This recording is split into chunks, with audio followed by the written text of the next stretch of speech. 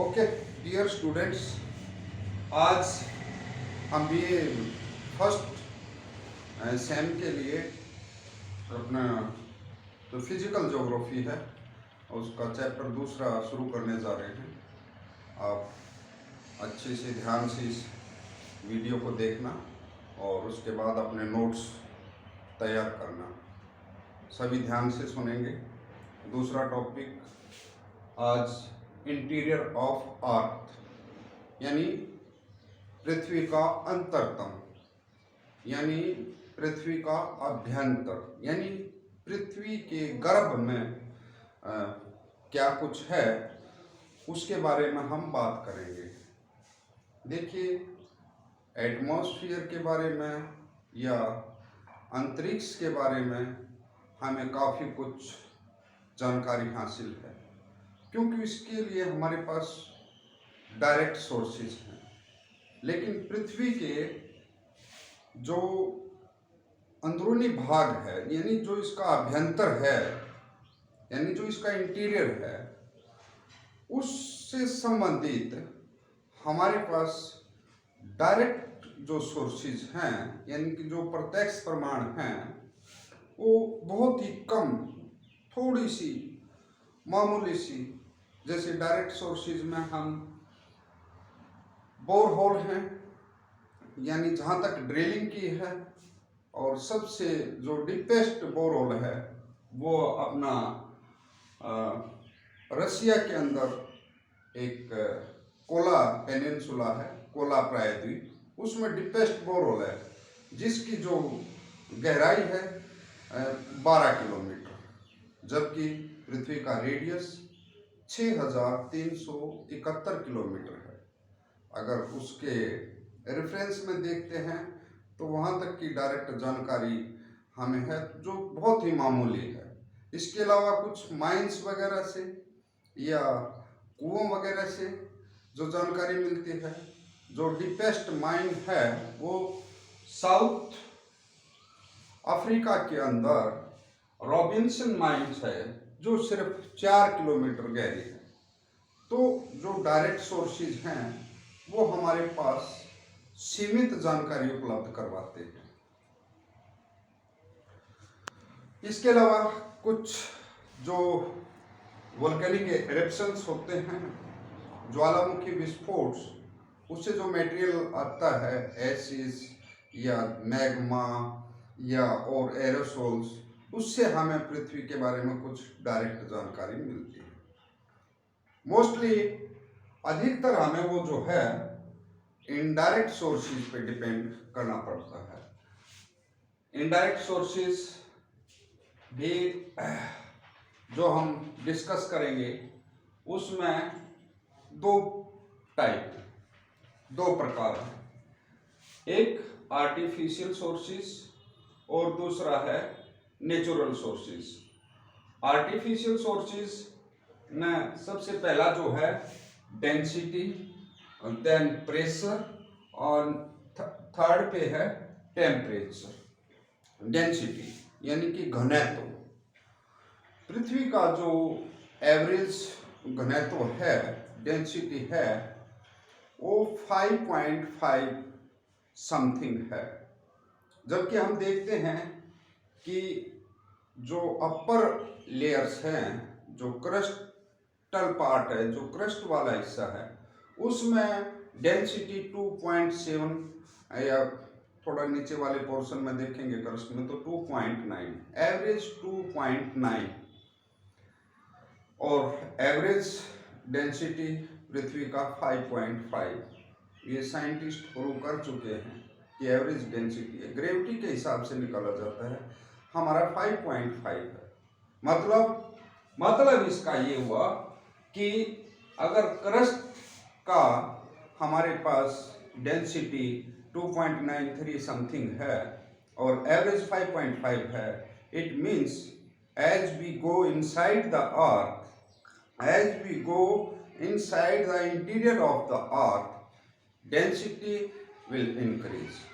तो ये इस डेंसिटी से ये अंदाज़ा लगाया गया कि पृथ्वी का जो अभ्यंतर है, जो इसका अंतरतम है, जो इसका भीतरी क्रोड है, उसका डेंसिटी ज़्यादा है, यानी वो भारी पदार्थों से, निकल या फेरस से बना होगा। तो डेंसिटी से ये हमें पता चला कि जो भीतरी भाग है वो ठोस और अधिक घनत्व वाले पदार्थों का बना। दूसरा, हम प्रेशर यानी कि दबाव। एक बात, एक मत के अनुसार ये कही गई कि किसी भी जो एलिमेंट है, अगर उस पर प्रेशर है तो उसका डेंसिटी बढ़ जाता है।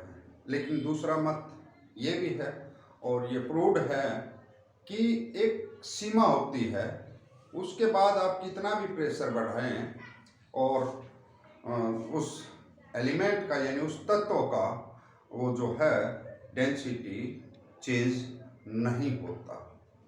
तो इसका मतलब यही है प्रेशर से भी, कि जो अंदरूनी पार्ट, जो भीतरतम भाग है पृथ्वी का, वो ज़्यादा घनत्व वाले पदार्थों से बना हुआ है। तीसरा है टेम्परेचर। हमें पता है डायरेक्ट सोर्सेज भी हैं, कुएं वगैरह में जाते हैं, कुआं पानी देखते हैं, या गहरी जो खान हैं उनमें देखते हैं कि टेम्परेचर बढ़ता है। ज्वालामुखी से भी पता चलता है कि भीतर का जो अभ्यंतर है, जैसे हम अंदर को जाते हैं तापमान में बढ़ोतरी होती है। इसका हमें आभास है। नॉर्मली 32 मीटर अंदर जाने पे 1 डिग्री सेल्सियस टेम्परेचर वो जो है बढ़ जाता है। अगर इसी रेट से टेम्परेचर बढ़ता रहे तो अगर अंदर 6371 अर्धव्यास जो हमारा पृथ्वी है, अगर उस पॉइंट तक पहुंचते हैं और कैलकुलेशन लगाते हैं तो 2 लाख डिग्री सेल्सियस टेम्परेचर होना चाहिए। इस पर जो भूगोलवेत्ता या साइंटिस्ट एक मत नहीं है।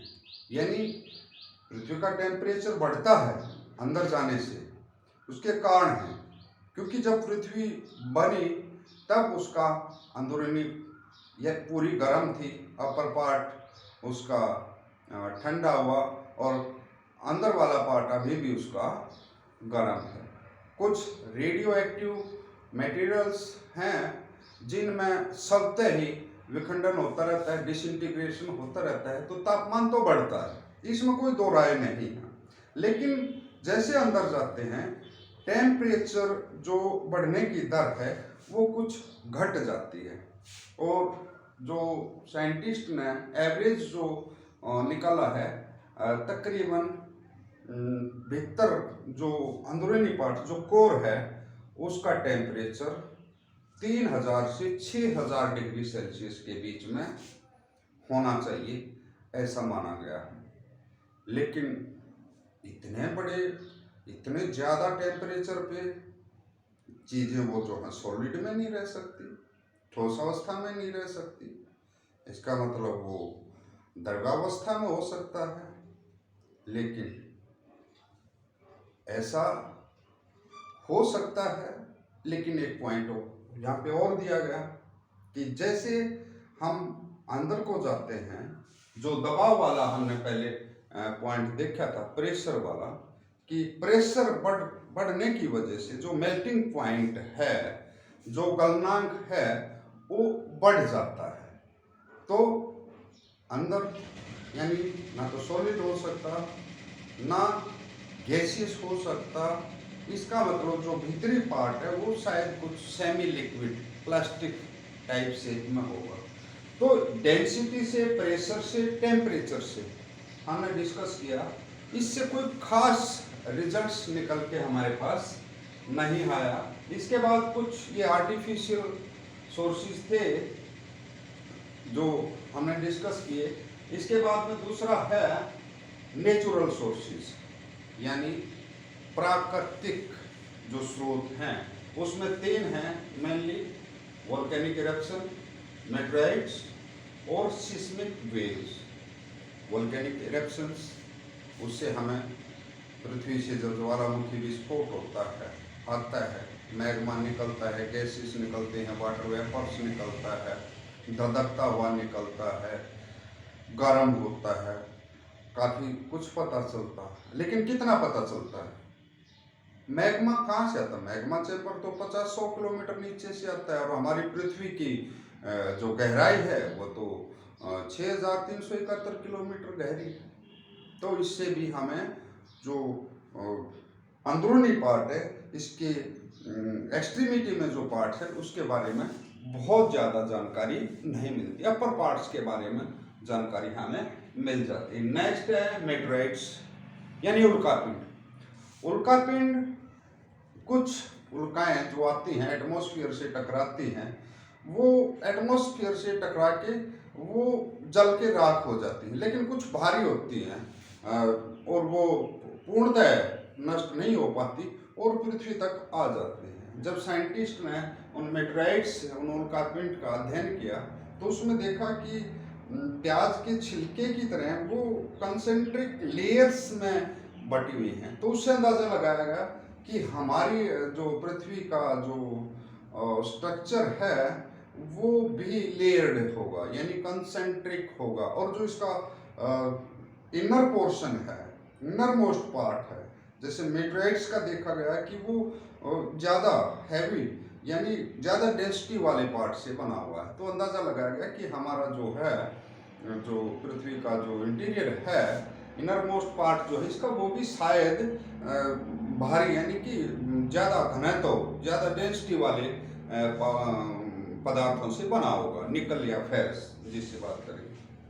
अब हम आते हैं मेन पॉइंट, जो अभी तक सबसे रिलायबल, सबसे भरोसेमंद है। एक है हमारी सिस्मोलॉजी, यानी भूकंप विज्ञान। इसमें जो सिस्मिक वेव्स होती हैं वो हमारे को बहुत ही पुख्ता जानकारी उपलब्ध कराई है, और उससे हम काफ़ी कुछ पृथ्वी का जो अंदरूनी भाग है, पृथ्वी के गर्भ में क्या कुछ है, उसके बारे में काफ़ी कुछ जानकारी हासिल कर पाए हैं।